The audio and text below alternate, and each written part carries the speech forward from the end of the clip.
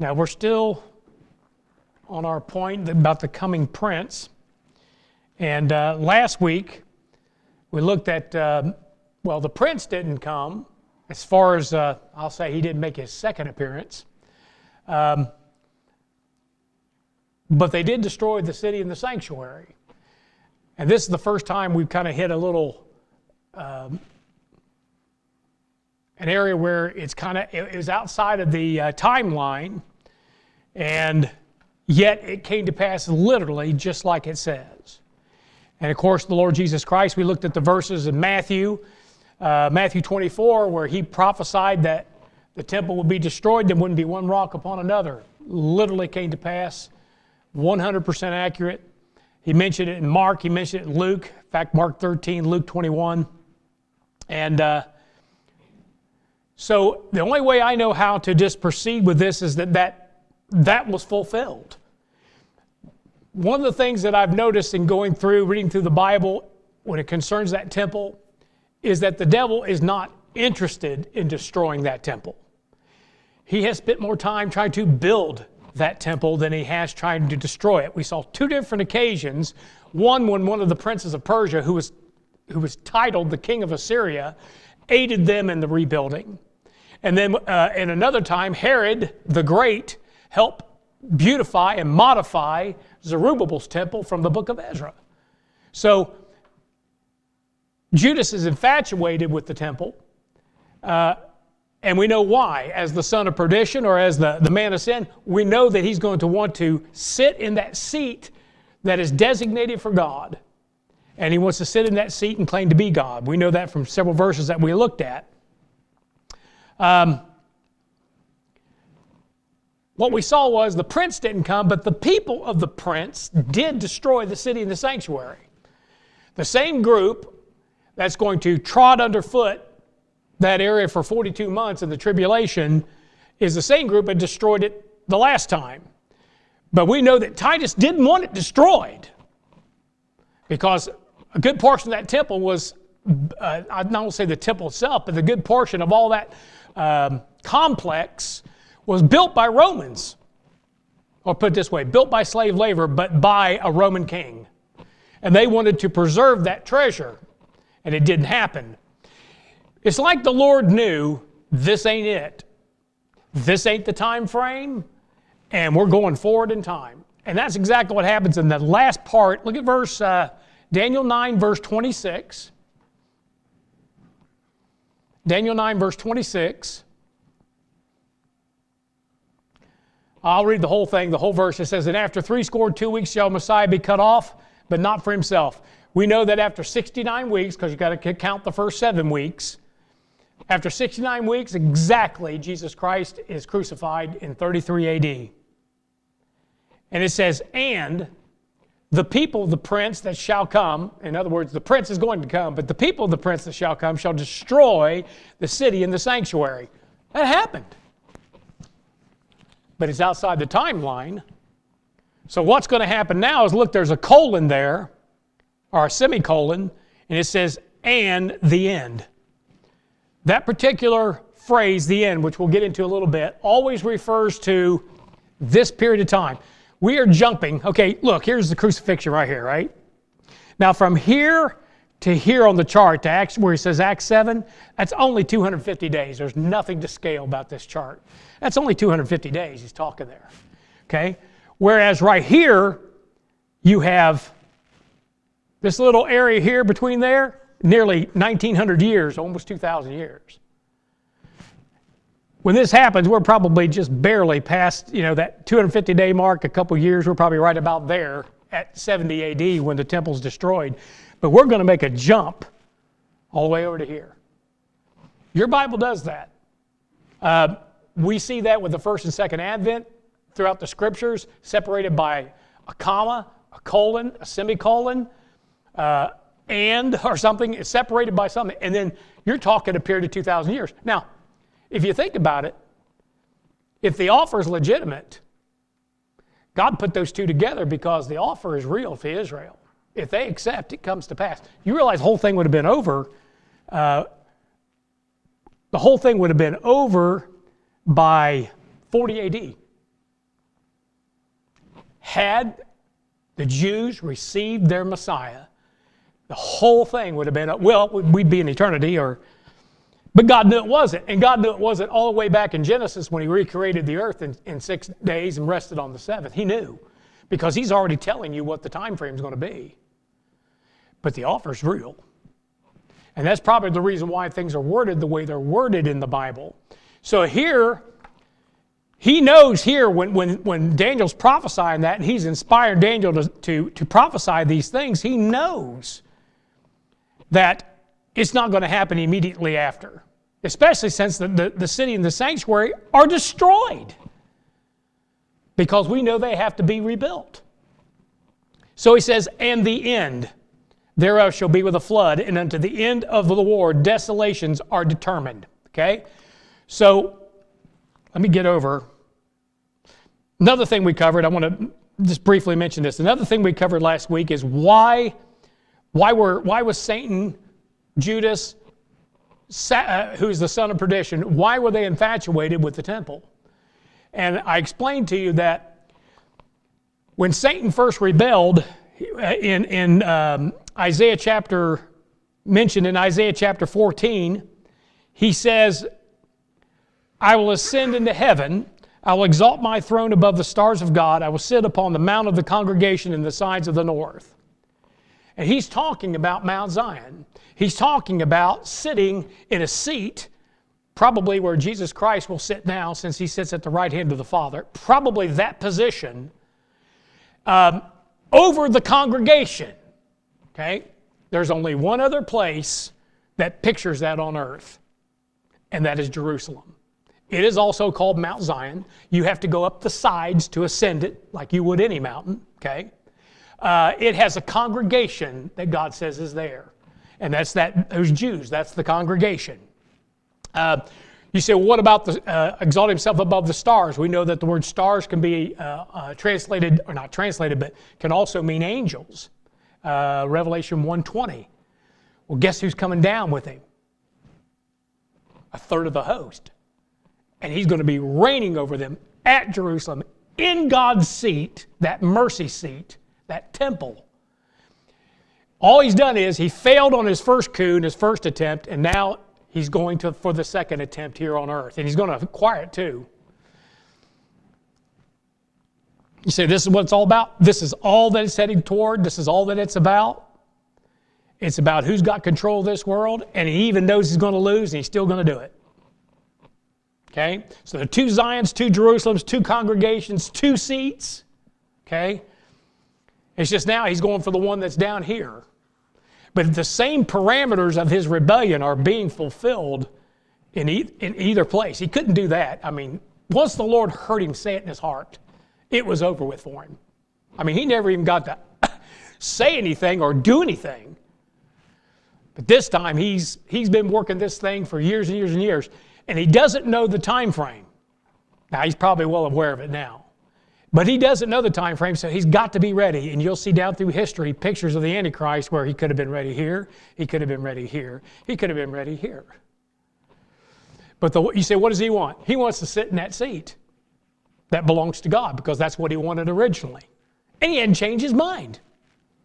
And it looks like the Lord's going to let him have that seat. What's interesting is, even in the temple that was rebuilt during, the temple that was rebuilt during Ezra and Nehemiah, God never officially sanctioned or okayed, what's the word I want? Approved of that temple and those sacrifices. You know why? He never answered by fire. Whereas he did back in the Old Testament when they built the tabernacle, and he did when they built the temple, God answered by fire and consumed the sacrifice on the altar, and thus began that fire being literally preserved and carried on day by day. That was God's fire. Anything else was strange fire. You cannot find Ezra and Nehemiah where God answered. Probably because he knew Herod was going to end up building a whole complex around what Zerubbabel built. And he wasn't happy with it anyway. What does he say about that temple? He said, not one rock will stand upon another. Now, he did recognize it as the temple because Zerubbabel built it. But their sacrifices and stuff, he never did, as far as I can tell, even though they were making them, they were not the ones that helped them nationally, because when Jesus shows up, they're in apostasy, they're backslidden. So,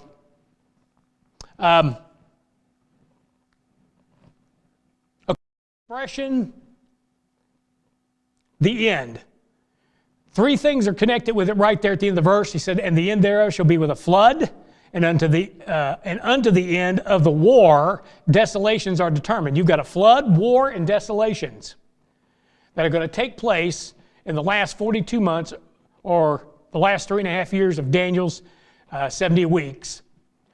The expression, the end, shows up over and over again in reference to those 42 months.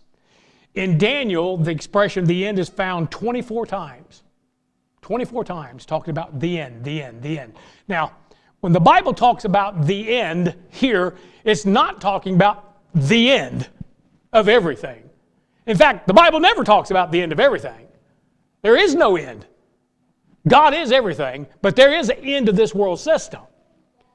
And this thing's been chugging along for about 6,000 years, and it's going to finally come to an end. So when you read, especially in the book of Hebrews, you'll read the end, talking about the end. This is what he's talking about. And those 42 months are the last part of that thing when God brings this whole world to its end, this world system. It's done away with. And then he reigns for 1,000 years, and then it goes on into eternity. So that's what it's talking about when it talks about the end. By the way, it's found that expression, the end, is found 150 times in the Bible. It's funny, folks don't want to think about the end. The end of their life. They don't want to think about the end of this world system. They don't want to think about the end of America. They don't like to think about the end. They just like to think about, how good it can be today. That's what Hezekiah did. As long as it's good in my day, he said. And man, I don't want to use that word, he really stiffed the next few generations after him. No, he set them up. Huh? He sold out? Yeah. For 15 extra years. I'm not sure it was worth it. He was a great king. Anyway, so the end's referring to the end of this world system and the end of Daniel's 70 weeks. Okay? Because that's when it's all done and all fulfilled. Matthew 24:3, and he says, he sat upon the Mount of Olives, and the disciples came unto him privately, saying, tell us, when shall these things be, and what shall be the sign of thy coming, and of the end of the world? Well, I think the Jews realized they weren't talking about the end of the world forever, but the end of this world where they're the tail and not the head. And that's what they are. The Jews, the tail. I mean, they're kind of following behind everybody else. They're not in control. Listen, in the millennium, that Jerusalem will be the capital city of the world, and everything will go through that city. All trade, all laws, they'll have jurisdiction over every corner of the earth. And that Jew will be running things. Okay? So if you don't like Jews, I got bad news for you. And I'm not defending anything that Jews have done in the past. Okay? I'm not defending that. What I'm saying is, God said they're the apple of mine eye. You better leave them alone. If you're smart, you'll leave them alone. Don't worry about a beating. They get plenty of them from God. If anybody, listen, what God has done to them, I stand back and I'm horrified. And they're His people. And man, He's let them have it. So you don't need to touch them. You don't need to badmouth them. I don't need to tell Jewish jokes unless they're pro-Jew. You say, why? Because I don't want to offend Him because that's His people. Now, any other jokes? No, I'm just kidding. You're not allowed to tell jokes about anything now. I don't even want to hear a joke.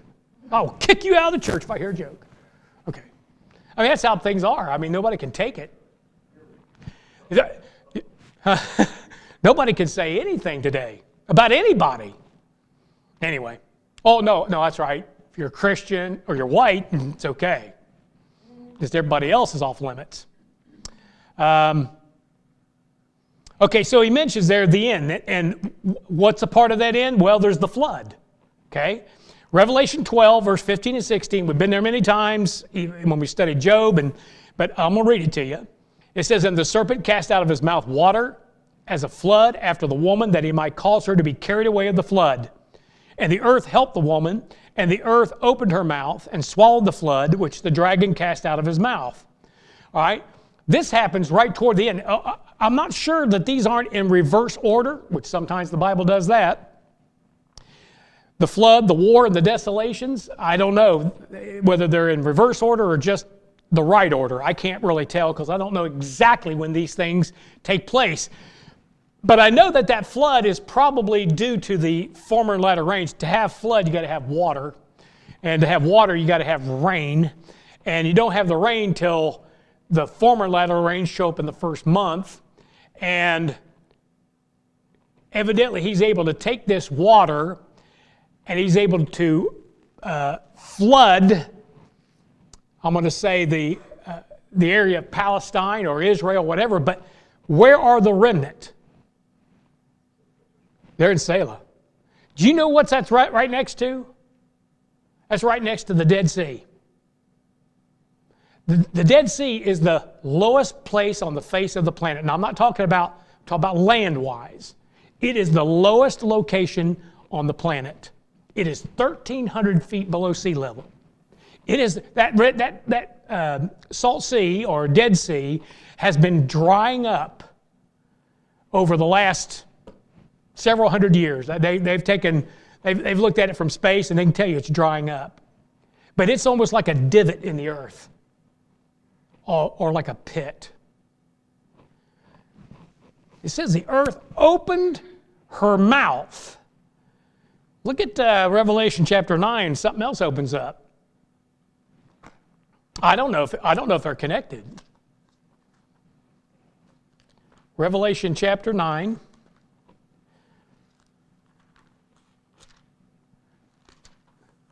And he says, "And the fifth angel sounded, and I saw a star fall from heaven unto the earth, and to him was given the key of the bottomless pit." Okay? Now I could explain what that is. That's just a donut in the earth, that as the earth turns,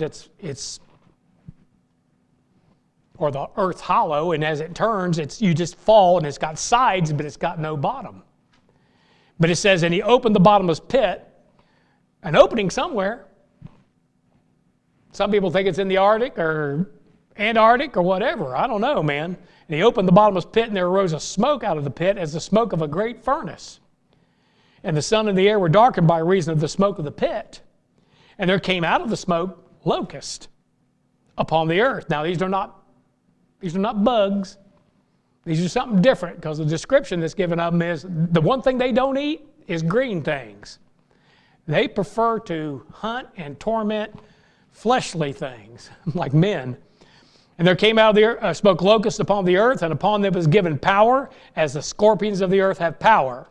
And it was commanded them that they should not hurt the grass of the earth, neither any green thing, neither any tree, but only those men which have not the seal of God in their foreheads. And to them it was given that they should not kill them, but that they should be tormented 5 months. And their torment was as the torment of a scorpion when he striketh a man." And they're not even out there to kill things. They're just out there to literally just torment the devil out of somebody. 5 months. Yeah, they're stink bugs. I got to think about that. 5 months. That's about how much you need, the time you need in the former and latter rains to get lush growth. Because it says when the Lord comes back, when he first comes back, he says that area is like the Garden of Eden. You need at least, after you've had a 3.5-year drought, you need at least 5 months for things to grow back.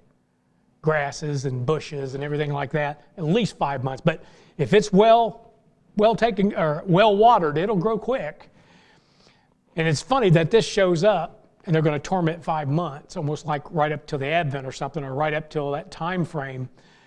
And it's a pit that opens up, like that lowest place on the planet over there, that ends up being the lake of fire, and something comes out. And maybe when something comes out, water goes in. I don't know. But all I know is he's going to try to flood them out, and they're at Rock City in Edom. And then you have the word war mentioned. It says, and unto the end of the war, desolations are determined. So look with me, turn to Revelations. These are all verses in Revelation. I want you to see the amount of war that is going on that's mentioned in the book of Revelation. And it's mainly in those last 3.5 years. I see this is the end. This is not the first part. This is the Great Tribulation. Revelation 6:4. Revelation 6:4. It says, and there went out another horse that was red, and power was given to him that sat therein to take peace from the earth, that they should kill one another, and there was given unto him a great sword. Okay? So you've got war breaking out. Doesn't necessarily break out. I think when he shows up, he may stop a war, but for the first 3 years or so, there's no war, it doesn't look like. But war ends up breaking out. Look at chapter 12, verse 7.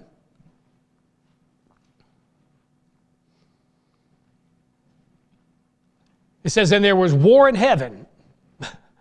Okay? Now, I don't think now I don't believe that's the third heaven. I believe that's somewhere in outer space, or maybe even partially in that great deep, but I think it's in part of that heaven, not the third heaven.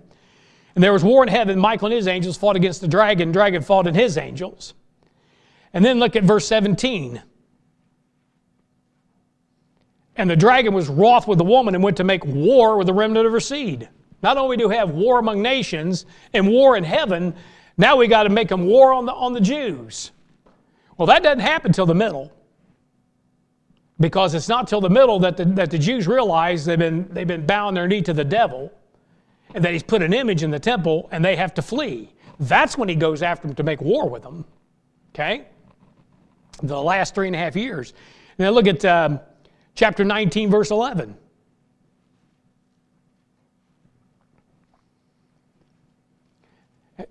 Chapter 19, verse 11. It's interesting, 1911. Isn't that a 45? Okay. 1911. And I saw heaven open. That's the best self-defense weapon there is, a 45 caliber bullet. For good reason. Anyway, 1911. And I saw heaven open, and behold a white horse, and he that sat upon him was called Faithful and True, and in righteous he doth judge and what? Make war. Okay, one more time. And I saw this one today. I'd missed it. Chapter 19, look at verse 19. And it says, I saw the beast and the kings of the earth and their armies gathered together to make war against him that sat on the horse and against his army. So while the Lord's coming back to make war with them, they're getting ready to make war with him. There's war all over the place. But it's in that last 42 months. That's why it says the end. So when you're reading that, or when you see that expression, if it has application, not all the time does it have application because it says the end, but if it has application to the tribulation, prophetically or whatever, realize that he's talking about the last part of that week. Okay? And the word war is found 8 times in the book of Revelation. So, here's a big question. And why does the book of Revelation deal only with the 3.5 years, or primarily with the 3.5 years? Now, there's no doubt about this, because I'll give you the verses. In 11, verse 2, and in 13, verse 5, it talks about 42 months. Okay? In chapter 12, verse 14, it mentions that thing about a times and a half, which is 3.5 years. And then in 12:6, it mentions 1,260 days. And of course, it's in the biblical terms. Okay? All of those are 42 months, 3.5 years, 1,260 days. So when you're reading the book of Revelation from a certain point, and we'll talk about that, you're only looking at the last part of Daniel's 70th week. Okay? Now, a lot of people have drawn a conclusion that somehow the first part's already done. No. No, it's not done. It's just that it's not the focus. The focus is on the last 3.5 years. You say, why is that? Well, there are 4 accounts of Christ's ministry to Israel, is there not? Matthew, Mark, Luke, and John. Okay? And we have 4 accounts of that. Yet, how much of that information deals with his birth, his growing up, the first 30 years of his life? Very little of it, right? I mean, you have a little bit about his birth in Matthew and Luke. I don't even think Mark and John talk about it. Maybe Mark does. John's talking about it as far as his, but you have some information about his birth, but then you have one little snapshot of him when he's 12 years old, right? After that, what do you got? Yeah. Yeah. Well, why didn't God include that? Well, it wasn't the focus. That prophecy that we just talked about said the cutting off of the Messiah, right? Do you know what Matthew, Mark, and Luke and John are all about? His ministry right up until the time he dies on the cross and is resurrected. The cutting off of the Messiah. That's the focus. Come to the book of Revelation. Guess how many accounts are in the book of Revelation about the second advent? Just as you have 4 Gospels that concentrate on 3.5 years primarily, you have 4 accounts in the book of Revelation that concentrate on the last 3.5 years of Daniel's 70 weeks.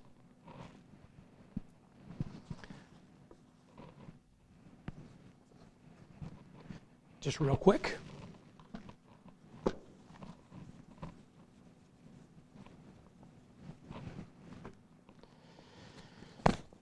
You have chapter 4 to chapter 6, verse 17, and that deals mainly with the seals.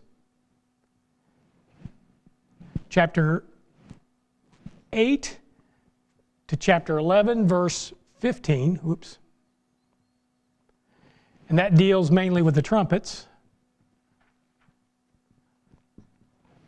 Then you have chapter 12 through chapter 14, verse 20.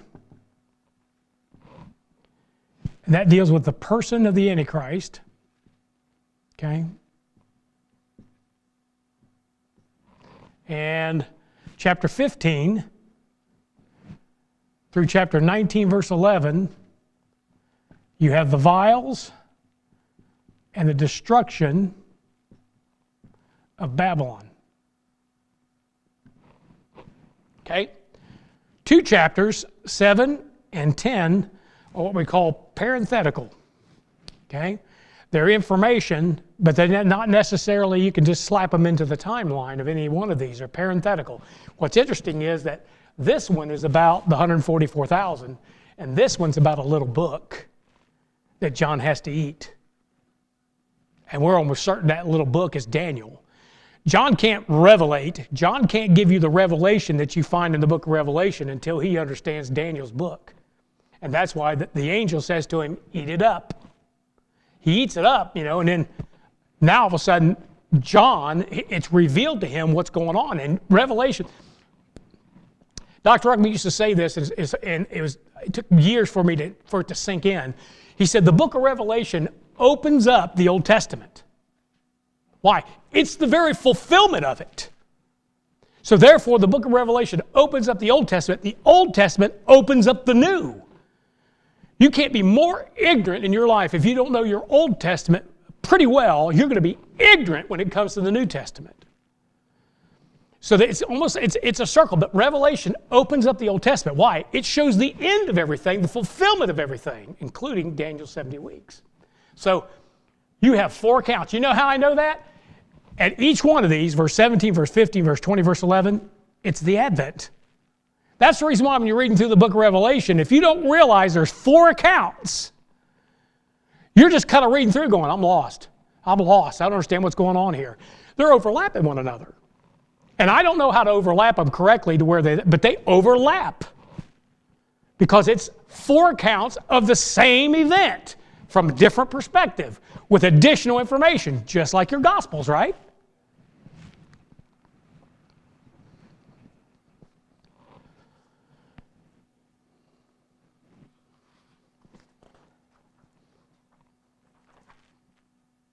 Okay.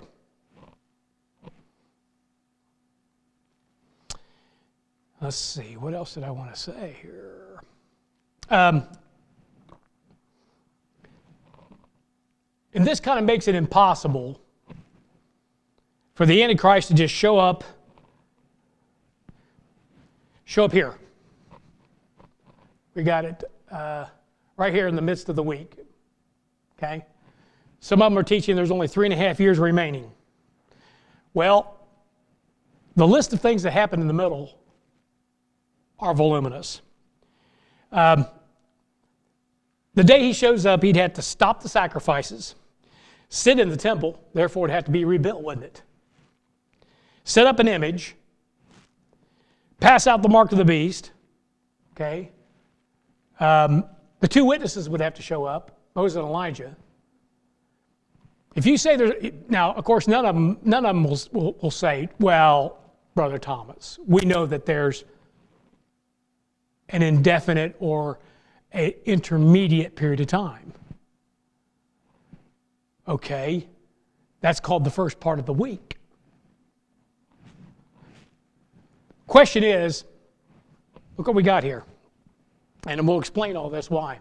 He's got, you know how many days that says right there? It says 1,040 days. Now we know that this is 1,260 days. We know that because we're told over and over again that it's 42 months, 3.5 years, a time, and a half a time, 1,260 days. We're told so many times you'd have to be brain dead not to get that. This is definitely 42 months. This is 1,040 days. Can the devil get it all together from the time he shows up?